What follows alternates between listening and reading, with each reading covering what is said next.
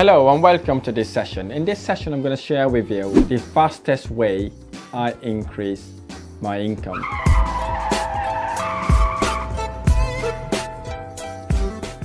In my businesses and in my personal self. So if you really want to learn about how you can increase your income, how you can 10x it or how you can triple it in no time, stick to the end and you will learn a lot more about how you can take your financial situation into your own hands and make massive return on investment.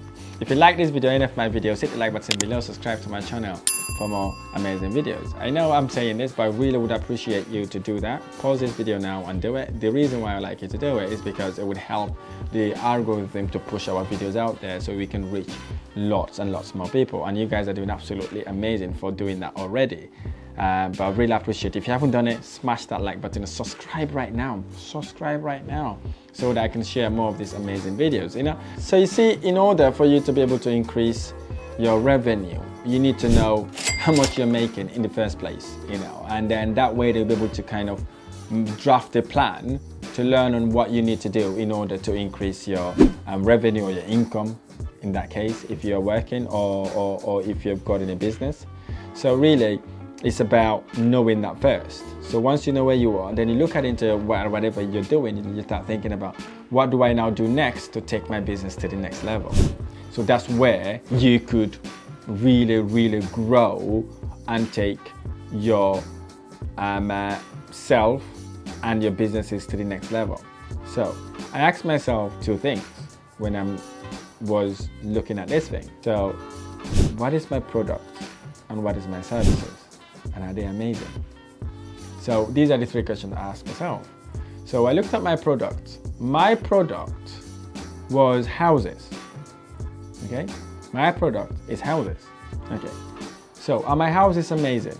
Am I looking for houses that can make amazing? Right? I looked into that. I realized I was looking for houses that are nice, that I could not put a lot of effort to do. Okay? And I realized that has altered the services that I do. Because you see, when I started, I didn't have money.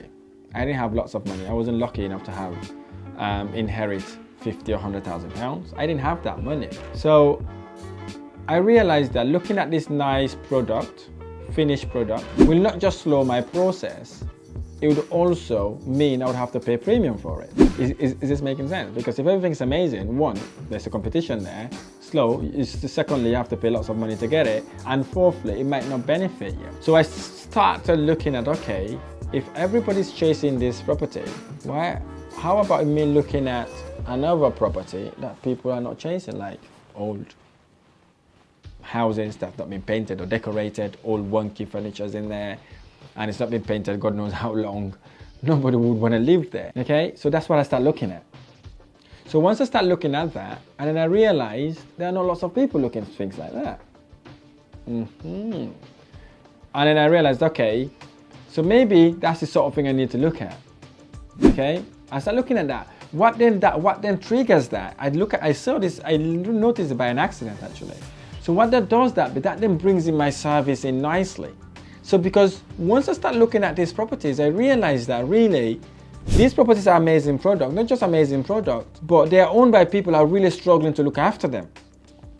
They haven't got time to look after them. So taking on these properties from them, I'm providing also a service to these people. Because most of these people are very busy people. They own restaurants, they own businesses, they've got family to look after, they've got their kids. So they just don't have time to look after these properties. Here's the thing, I'm killing two birds with one stone. I'm getting a product, okay, that I'm looking to add value to make it looks amazing, whilst I providing a service to a landlord who's really struggling to rent this property, okay? And I'm building a relationship to make this relationship amazing. How am I doing that?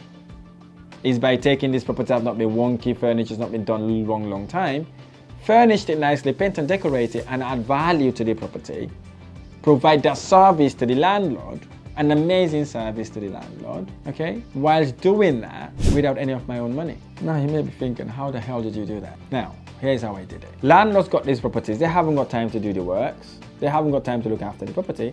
I offer them a guaranteed rent. This is when I started. I said, okay, I can offer you a guaranteed rent, and after that, I asked them if there's a rent-free period for me to do the works for them. Here's the thing. Because they know the property needs work, they're happy to give you rent-free period in most cases. And the best of it, you can even ask them if they could contribute towards it or if they could make the payment. So in my case, I asked for the payment first. Are you able to pay for it? If they said, no, I can't afford it, I said, listen, you don't have to pay for it. So how about if we can do it this way? Is it okay for us to go 50-50 once they've agreed that? I said, fine, brilliant. And then I said, you don't even have to pay that 50%, by the way. I can deduct it from your rent slowly. Is that okay with you? And believe me, 98% of the people, landlords, said yes to me. And when I asked, can I do the work? And they start saying, I haven't got the money, I said, I can deduct it from your rent. Some of them are happy to 100% of it, okay? Now you're seeing two things happening. You're adding value, you're providing service, and you're making the value amazing to the landlord, okay? Is this making sense? I hope it is. So then, next thing, I need to make this thing amazing. So I makes it amazing, and what I did basically is to attract the right people to those properties, right? So do these properties nicely, was renting them room by room, and guess what? I look for an amazing tenant to move into that amazing bedroom. Is this making sense? You can see how amazing it is, okay? So you're doing three things. You're adding value, providing service, and you're making shitloads of money out of it, okay? This is what you need to do. So if your client, if your product are not good, and you're not adding value, you will not be able to increase your revenue. If you do want to increase your revenue and your income, you can see this in different ways, whether it's in a job, a business that you're running, or a partnership you are involved in. Find out what your product and services are in that relationship. If there's no product, find out what the services you can do, right? If you're adding a value in a relationship, you will be very influential in that relationship, okay? And the second thing you want to do now is, putting your clients first. What do I mean by this? It's not about me. It's about what your landlords want, okay? What are their pain points? What are you trying to help them do? Which I've already touched on there. Or looking at what your tenants would want, okay? What do they want? Fast speed broadband, for example. Okay, living with the same caliber of people, that's what your tenant wants. And they'd also want to live in a room that have all the basic necessities like a desk, a chair, a wardrobe, a comfy double bed, and maybe a side drawer, whatever way you want, whatever your target market is. Put them first. Put yourself on their shoes. Pretend like you're gonna be sleeping in these rooms. What would you want in your room? You bring it in. You see, when you put clients first, they will be blowing your trumpet for you. Especially when it comes to landlords. They are blowing your trumpet for you. If you serve a landlord very, very well, they will refer you to themselves and lot more landlords. That's how I've been able to build my rent-to-rent portfolio. And then I end up doing it rent-to-rent, move on to rent-to-SA. I moved on to buying my own properties, renovating my own properties, building £1 million property portfolio, and all that sort of thing. It started from there. And the third thing you want to do, whatever you're selling, make sure it's worth more than the price. And create the price and talk about the myth that people think about increase. Now, let me tell you what do I mean by that. If you're selling a product more than what it's worth, you may be thinking, how do I do this with a landlord? Here's how you do it with landlord. Taking a dead property, doing it really, really nice is what paying for more than what it was to the landlord, because you're serving them better, okay? And renting a room where everybody's charging £800 and you're renting it for maybe £795, and they walked into that bedroom and they realize this bedroom looks amazing. That's what you want. And here's the thing. People tend to say, oh, if you kind of increase your price, or if you kind of do it this way, it's not gonna work.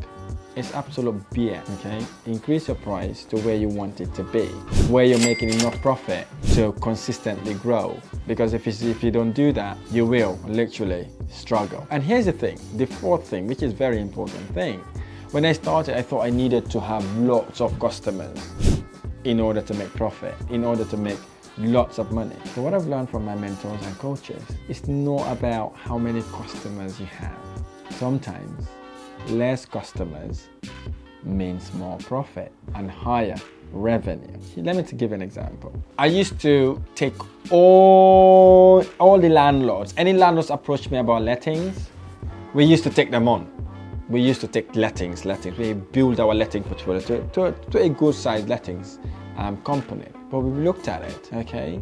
The people that were causing us more problems are the people that are not paying us a lot, are the people that are not giving us enough management fees. All the people are giving us enough management fees. They don't even complain. But what we then did look at, because okay, now, instead of taking any property, we're not taking any other properties outside our contact. So what we then did, we streamlined that business by letting go all the trouble landlords and tenants, streamline it to the people that are really serious tenants, serious landlords, serious business contact. So now, if we don't know you, we don't take your property.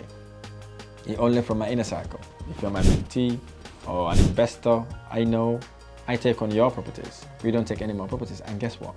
We're making more profit than we were when we had all these properties. So here's the thing, sometimes less is more. And I learned that the hard way, only because I explained this to my coach. He said to me, Rahim, these people are causing you more pain. So he advised me to do this, to identify those people, get rid of those people, right? And increase my management fees to the people that I know are serious and looked after those people really well, right? So I did that. That transformed my business. It takes it to the next level. We have less customers, more revenue, more profit without having headaches. So these are the ways you could increase your income. You can transfer these sort of skills to whatever you do. I may be talking about property here, but this is transferable to any business adventure or anywhere you're working. Suppose you're working for someone. Maybe you want to look what tasks are there that's not been done. Where are the gaps? Where can you fill those gaps? Look at it in a way that you can use it to transfer as a transferable thing. I really hope this video has been helpful. If this video has been helpful, hit the like button below, subscribe to my channel for more amazing videos. I look forward to sharing the next video. Thank you.